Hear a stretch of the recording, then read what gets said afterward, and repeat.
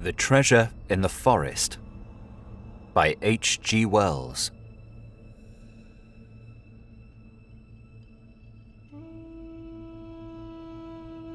The canoe was now approaching the land. The bay opened out, and a gap in the white surf of the reef marked where the little river ran out to the sea. The thicker and deeper green of the virgin forest showed its course down the distant hill slope. The forest here came close to the beach. Far beyond, dim and almost cloud-like in texture, rose the mountains, like suddenly frozen waves. The sea was still, save for an almost imperceptible swell. The sky blazed. The man with the carved paddle stopped. "It should be somewhere here," he said. He shipped the paddle and held his arms out straight before him. The other man had been in the forepart of the canoe, closely scrutinizing the land. He had a sheet of yellow paper on his knee.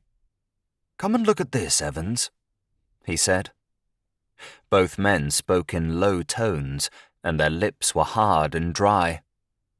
The man called Evans came swaying along the canoe until he could look over his companion's shoulder. The paper had the appearance of a rough map. By much folding, it was creased and worn to the pitch of separation, and the second man held the discolored fragments together where they had parted. On it one could dimly make out, in almost obliterated pencil, the outline of the bay. "Here," said Evans, "is the reef, and here is the gap." He ran his thumbnail over the chart. "This curved and twisting line is the river. I could do with a drink now, and this star is the place." "You see this dotted line?" said the man with the map. "It is a straight line, and runs from the opening of the reef to a clump of palm trees. The star comes just where it cuts the river. We must mark the place as we go into the lagoon." "It's queer," said Evans after a pause, "what these little marks down here are for. It looks like the plan of a house or something. But what all these little dashes pointing this way and that may mean, I can't get a notion. And what's the writing?" "Chinese," said the man with the map. "Of course, he was a Chinese," said Evans. "They all were," said the man with the map. They both sat for some minutes staring at the land while the canoe drifted slowly. Then Evans looked towards the paddle. "Your turn with the paddle now, Hooker," said he. And his companion quietly folded up his map, put it in his pocket, passed Evans carefully, and began to paddle. His movements were languid, like those of a man whose strength was nearly exhausted. Evans sat with his eyes half closed, watching the frothy breakwater of the coral creep nearer and nearer. The sky was like a furnace now, for the sun was near the zenith. Though they were so near the treasure, he did not feel the exultation he had anticipated. The intense excitement of the struggle for the plan and the long night voyage from the mainland in the unprovisioned canoe had, to use his own expression, taken it out of him. He tried to arouse himself by directing his mind to the ingots the Chinaman had spoken of, but it would not rest there. It came back headlong to the thought of sweet water rippling in the river, and to the almost unendurable dryness of his lips and throat. The rhythmic wash of the sea upon the reef was becoming audible now, and it had a pleasant sound in his ears. The water washed along the side of the canoe, and the paddle dripped between each stroke. Presently, he began to doze. He was still dimly conscious of the island, but a queer dream texture interwove with his sensations. Once again, it was the night when he and Hooker had hit upon the Chinaman's secret. He saw the moonlit trees, the little fire burning, and the black figures of the three Chinamen, silvered on one side by moonlight, and on the other, glowing from the firelight, and heard them talking together in pidgin English, for they came from different provinces. Hooker had caught the drift of their talk first and had motioned to him to listen. Fragments of the conversation were inaudible, and fragments incomprehensible. A Spanish galleon from the Philippines, hopelessly aground, and its treasure buried against the day of return, lay in the background of the story. A shipwrecked crew, thinned by disease, a quarrel or so, and the needs of discipline, and at last taking to their boats never to be heard of again. Then Chang He, only a year since, wandering ashore, had happened upon the ingots hidden for 200 years, had deserted his junk and reburied them with infinite toil, single-handed, but very safe. He laid great stress on the safety. It was a secret of his. Now he wanted help to return and exhume them. Presently the little map fluttered, and the voices sang. A fine story for two stranded British wastrels to hear. Evans's dream shifted to the moment when he had Chang He's pigtail in his hand. The life of a Chinaman is scarcely sacred like a European's. The cunning little face of Chang He, first keen and furious like a startled snake, and then fearful, treacherous, and pitiful, became overwhelmingly prominent in the dream. At the end, Chang He had grinned, a most incomprehensible and startling grin. Abruptly, things became very unpleasant, as they will do at times in dreams. Chang He gibbered and threatened him. He saw in his dreams heaps and heaps of gold, and Chang He intervening and struggling to hold him back from it. He took Chang He by the pigtail. How big the brute was, and how he struggled and grinned. He kept growing bigger, too. Then the bright heaps of gold turned to a roaring furnace, and a vast devil, surprisingly like Chang He, but with a huge black tail, began to feed him with coals. They burnt his mouth horribly. Another devil was shouting his name. "Evans! Evans, you sleepy fool!" Or was it Hooker? He woke up. They were in the mouth of the lagoon. "There are the 3 palm trees. It must be in a line with that clump of bushes," said his companion. "Mark that. If we go to those bushes and then strike into the bush in a straight line from here, we shall come to it when we come to the stream." They could see now where the mouth of the stream opened out. At the sight of it, Evans revived. "Hurry up, man," he said, "or by heaven I shall have to drink seawater." He gnawed his hand and stared at the gleam of silver among the rocks and green tangle. Presently he turned almost fiercely upon Hooker. "Give me the paddle," he said. So they reached the river mouth. A little way up, Hooker took some water in the hollow of his hand, tasted it, and spat it out. A little further, he tried again. "This will do," he said, and they began drinking eagerly. "Curse this," said Evans suddenly.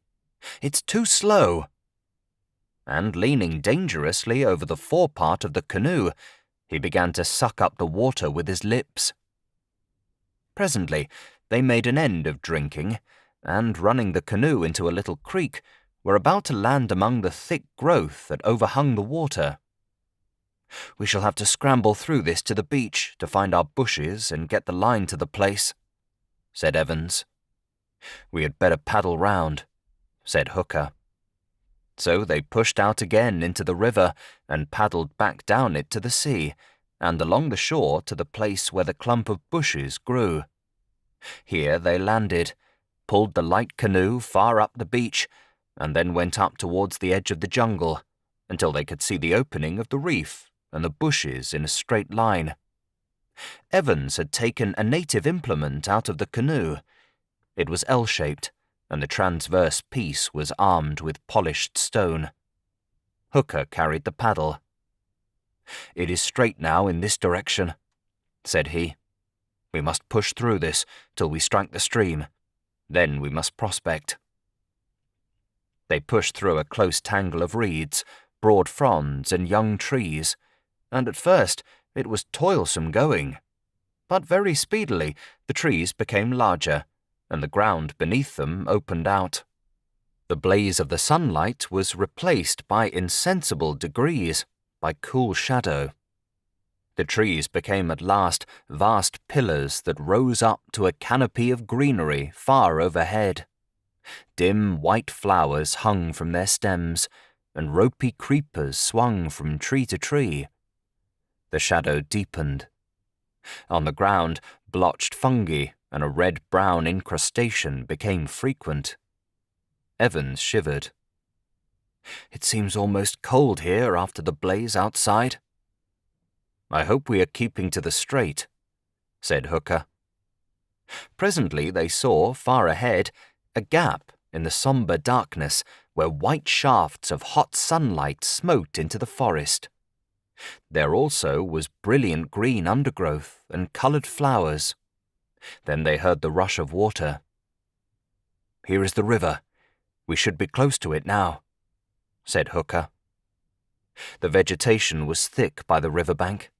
Great plants, as yet unnamed, grew among the roots of the big trees and spread rosettes of huge green fans towards the strip of sky. Many flowers and a creeper with shiny foliage clung to the exposed stems. On the water of the broad, quiet pool which the treasure-seekers now overlooked, there floated big, oval leaves and a waxen, pinkish-white flower, not unlike a water-lily. Further, as the river bent away from them, the water suddenly frothed and became noisy in a rapid. "Well," said Evans. "We have swerved a little from the straight," said Hooker. "That was to be expected." He turned and looked into the dim, cool shadows of the silent forest behind them. "If we beat a little way up and down the stream, we should come to something." "You said—" began Evans. "He said there was a heap of stones," said Hooker. The two men looked at each other for a moment. "Let us try a little downstream first," said Evans. They advanced slowly, looking curiously about them. Suddenly, Evans stopped. "What the devil's that?" he said. Hooker followed his finger. "Something blue," he said. It had come into view as they topped a gentle swell of the ground. Then he began to distinguish what it was. He advanced suddenly with hasty steps until the body that belonged to the limp hand and arm had become visible. His grip tightened on the implement he carried. The thing was the figure of a Chinaman lying on his face.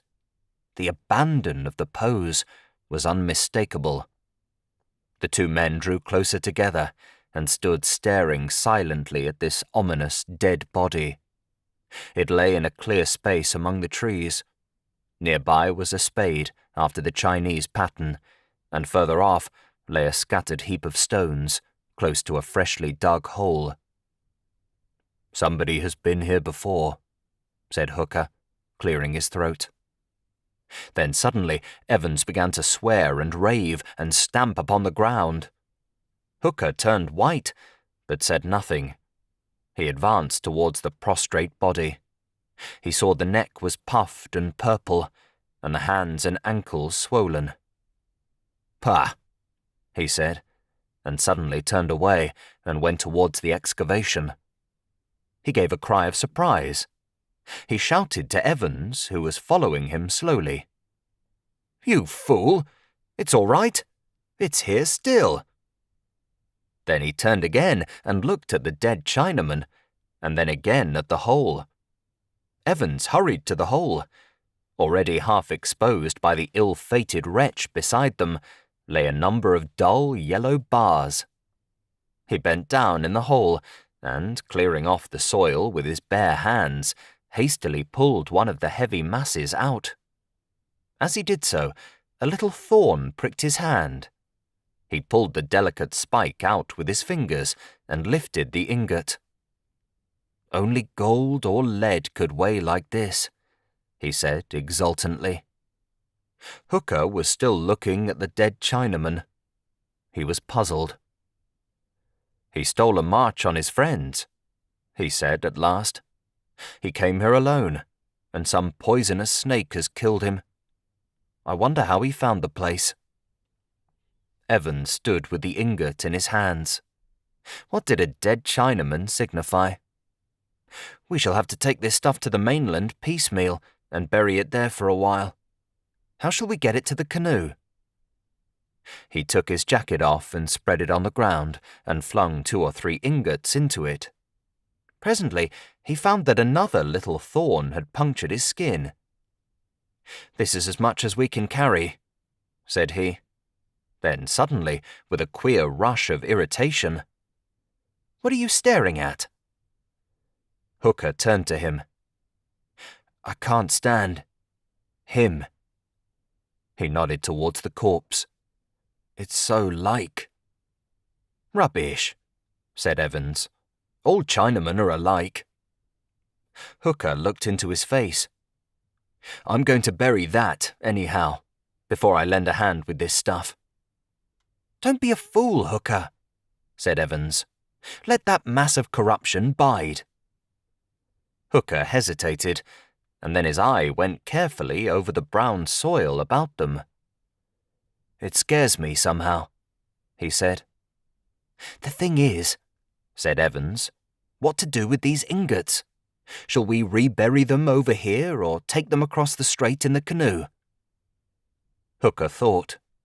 His puzzled gaze wandered among the tall tree trunks and up into the remote sunlit greenery overhead.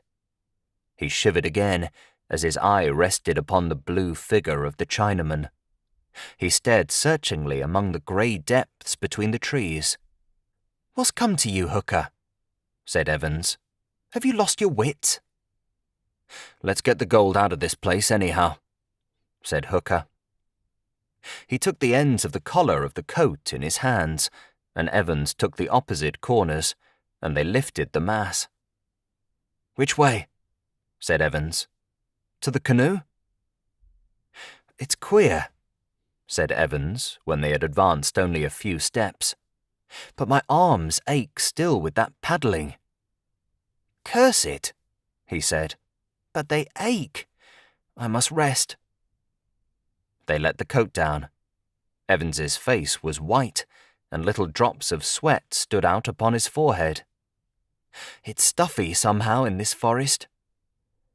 Then, with an abrupt transition to unreasonable anger, What is the good of waiting here all the day? Lend a hand, I say. You have done nothing but moon since we saw the dead Chinaman. Hooker was looking steadfastly at his companion's face. He helped raise the coat bearing the ingots, and they went forward perhaps 100 yards in silence. Evans began to breathe heavily. Can't you speak? He said. What's the matter with you? Said Hooker. Evans stumbled, and then with a sudden curse flung the coat from him. He stood for a moment staring at Hooker, and then with a groan clutched at his own throat. Don't come near me, he said, and went and leant against a tree. Then, in a steadier voice, I'll be better in a minute. Presently, his grip upon the trunk loosened, and he slipped slowly down the stem of the tree until he was a crumpled heap at its foot. His hands were clenched convulsively. His face became distorted with pain. Hooker approached him. Don't touch me! Don't touch me! Said Evans in a stifled voice. Put the gold back on the coat. Can't I do anything for you? Said Hooker. Put the gold back on the coat! As Hooker handled the ingots, he felt a little prick on the ball of his thumb. He looked at his hand and saw a slender thorn, perhaps 2 inches in length. Evans gave an inarticulate cry and rolled over. Hooker's jaw dropped. He stared at the thorn for a moment with dilated eyes. Then he looked at Evans, who was now crumpled together on the ground, his back bending and straightening spasmodically. Then he looked through the pillars of the trees and network of creeper stems, to where in the dim grey shadow the blue-clad body of the Chinaman was still indistinctly visible. He thought of the little dashes in the corner of the plan, and in a moment he understood. "God help me," he said, for the thorns were similar to those the Dyaks poison and use in their blowing tubes. He understood now what Chang He's assurance of the safety of his treasure meant. He understood that grin now. "Evans!" he cried. But Evans was silent and motionless now, save for a horrible spasmodic twitching of his limbs. A profound silence brooded over the forest.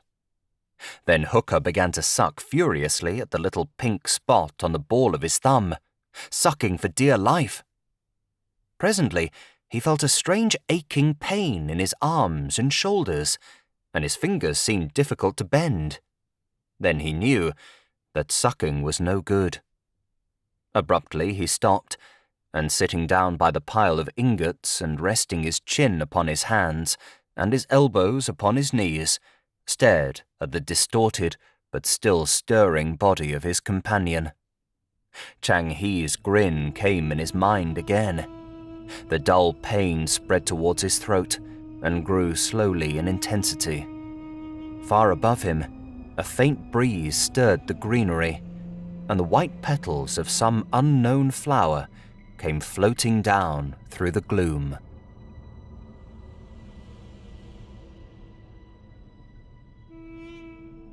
Thank you for listening to The Treasure in the Forest by H.G. Wells. If you have enjoyed this audiobook, please consider subscribing and leaving a like to help in the making of future audiobooks.